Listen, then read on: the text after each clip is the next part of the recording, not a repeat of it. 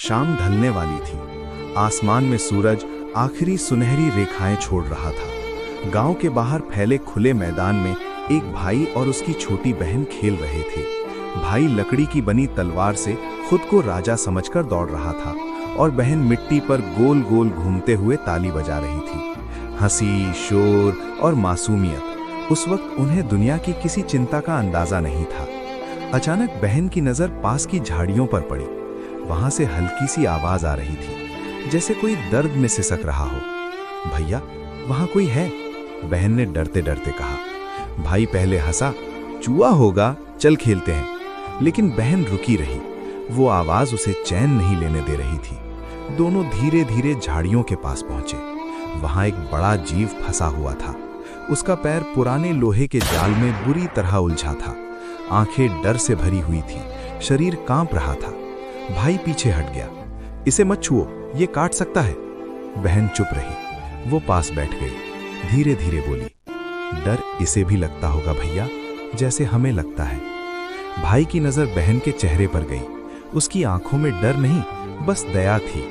कुछ पल बाद भाई ने लकड़ी से जाल को थाम लिया। बहन ने पत्थर से जंग लगा हिस्सा ढीला किया।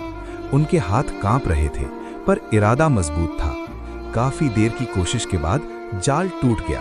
वो जीव आजाद हो गया। वो कुछ कदम पीछे हटा, फिर पलटा, सीधे उनकी आंखों में देखा।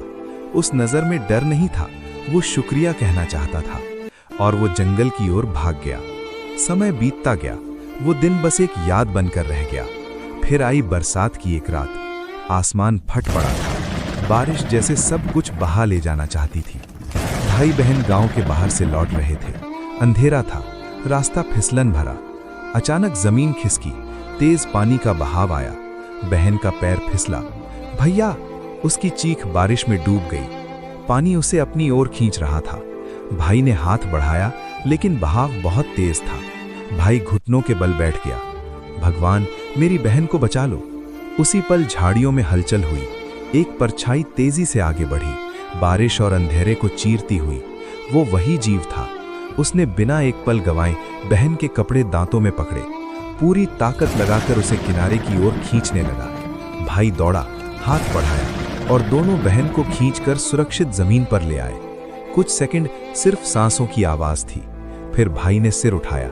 वो जीव खड़ा था, भीगा हुआ, थका हुआ, लेकिन आंखों में वही पहचान थी।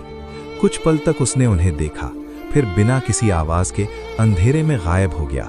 भाई बहन एक दूसरे से लिपट गए, रो रहे थे, लेकिन ये डर के आंसू नहीं थे, ये एहसास के आंसू थे। जिसे हमने बिना किसी उम्मीद के बचाया, वही हमारी उम्मीद बनकर लौट आया। उस रात भाई ने बहन के सिर पर हाथ रखकर कहा, तू सही थी, नेकी कभी बेकार नहीं जाती। और बहन मुस्कुरा दी।